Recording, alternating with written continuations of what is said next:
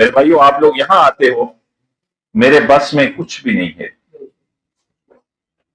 میرے اختیار میں، میرے بس میں کچھ بھی نہیں ہے۔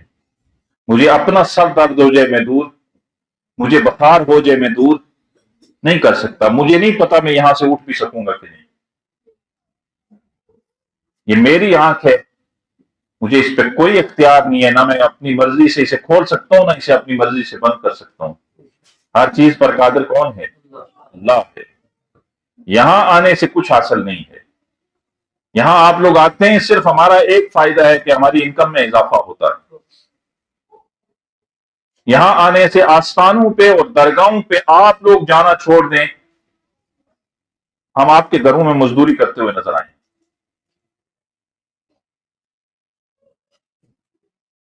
آستانوں پہ، درگاہوں پہ آپ لوگ چندے اور نذرانہ دینا چھوڑ دیں، ہماری گاڑیاں بننا بند ہو جائیں۔ یہ سب آپ کی وجہ سے ہوتا ہے۔ جب آپ لوگ یہاں آتے ہو، آستانوں پہ، درگاہوں پہ آپ لوگ آتے ہو، ہماری انکم میں اضافہ ہوتا ہے، پھر ہماری جائیدادیں بنتی ہیں، پھر ہماری گاڑیاں بنتی ہیں، پھر لگژری گاڑیوں میں ہم سفر کرتے ہیں، پھر ہمارے بیرون ملک ٹور لگتے ہیں۔ یہ آپ کی بدولت ہے۔ آپ لوگوں کا تعلق اللہ سے بن جائے، آپ لوگ قرآن کو ترجمے سے پڑھنا شروع ہو جائیں، اللہ کی قسم ہم آپ کے گھروں میں مزدوری کرتے ہوئے نظر آئیں۔ پھر ہمارے جائیدادیں نہ بنیں، پھر ہماری گاڑیاں، پھر ہمارے بینک بیلنس نہ ہوں۔ آستانوں پہ آنے سے آستانے کیا دیں گے آج کے دور کے؟ سوائے شرک کے۔ ان آستانوں سے آپ کو شرک تو بے حساب ملے گا۔ یہ شرک کے کارخانے ہیں، یہ شرک کی فیکٹریاں ہیں، یہاں ہاتھ چمائے جاتے ہیں، یہاں جھکایا جاتا ہے۔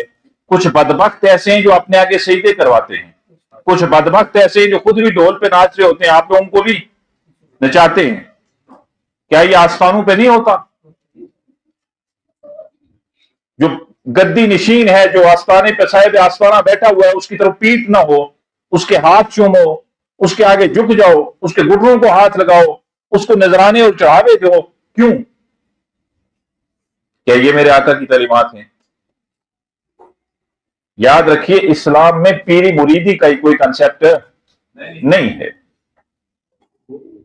آپ سارے پیر، وہ پیر ہوتا ہے بڑا بزرگ رہبر، اپنے گھر کے آپ سارے پیر، آپ نے کسی ایک کو راستہ بتا دیا نا، آپ پیر ہیں اس کے۔ یہ فارسی زبان کا لفظ ہے، اور پاکستان میں پیری مریدی چلتی بر صغیر میں آپ کے نذرانوں سے ہے، آپ کے چڑھاووں سے ہے۔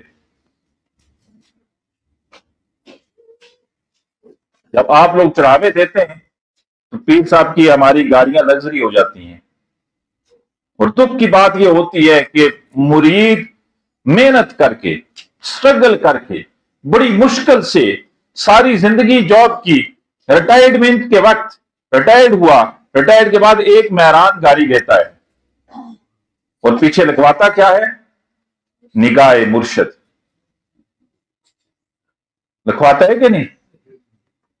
ساری زندگی محنت کرتا رہا اور اپنی تنخواہ کا کچھ حصہ پیر کو دیتا رہا۔ پیر آپ کے نذرانوں سے V8 لے لیتا ہے، مرسڈیز لے لیتا ہے، BMW لیتا ہے، لگژری گاڑیاں لیتا ہے، تو پھر آپ پیر کا گلا پکڑ کے کہا کرو کہ پیر صاحب، یہ ہمارے نذرانوں کی وجہ سے آپ نے اتنی لگژری گاڑی اور اتنی مہنگی گاڑی دی ہے، لہذا پیچھے لکھوائیں اس کے نذرانہ مریدین کی وجہ سے۔ کیوں نہیں بولتے؟ آپ لوگ نذرانہ دینا چھوڑ دو، ہمارے کاروبار ٹھپ ہو جائیں، ہمارے بینک بیلنس ختم ہو جائیں، ہماری دکانیں بند ہو جائیں۔ لیکن بڑا مسئلہ یہ ہے نا کہ پیر کے کامل ہونے کے لیے مرید کا جاہل ہونا بڑا ضروری ہے۔ اللہ کا واسطہ ہے، اپنے قرآن سے تعلق بنائیے۔ وہ قرآن جو اللہ کا کلام ہے اور سچا ہے، اس میں شک ہی کوئی نہیں۔ جو آغاز یہاں سے کرتا ہے لا ریب فیہ ہدی للمتقین، یہ ایسی کتاب ہے جو شک و شبے سے پاک ہے اور ہدایت ہے.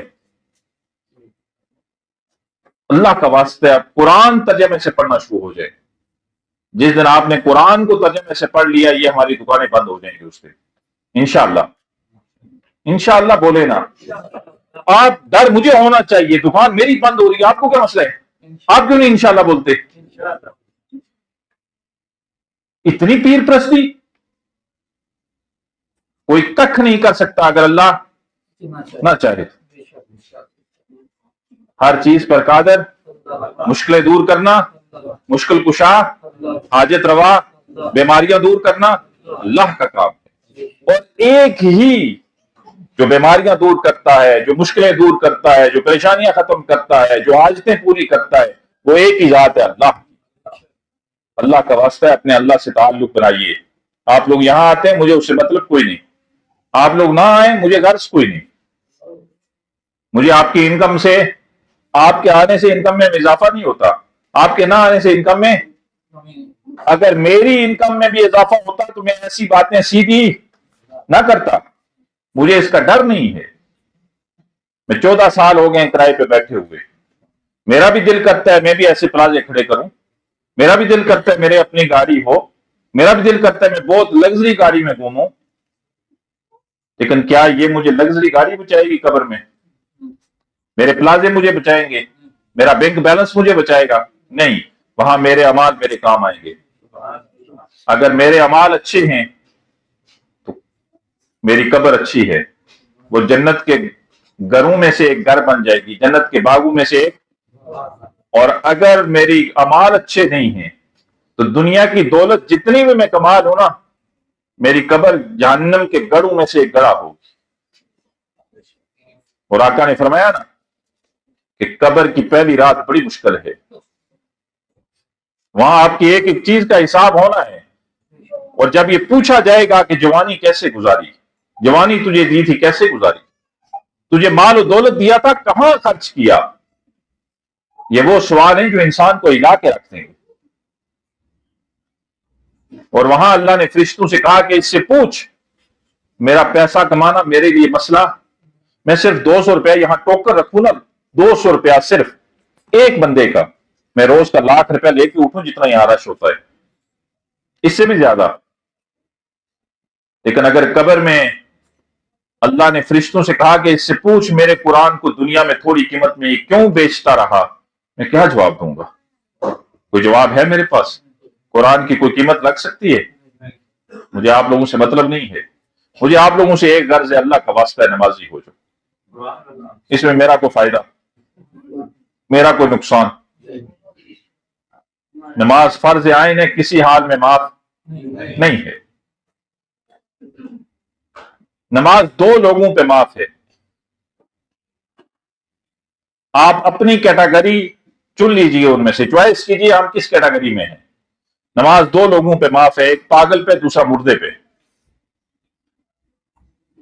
پاگل شخص پہ نماز معاف ہے اور مردے پہ نماز. آپ دونوں کس کیٹاگری میں ہیں جو نماز نہیں پڑھتے؟ وہ اپنی کیٹاگری چوائس کر لیں, پاگل ہیں یا مردے ہیں.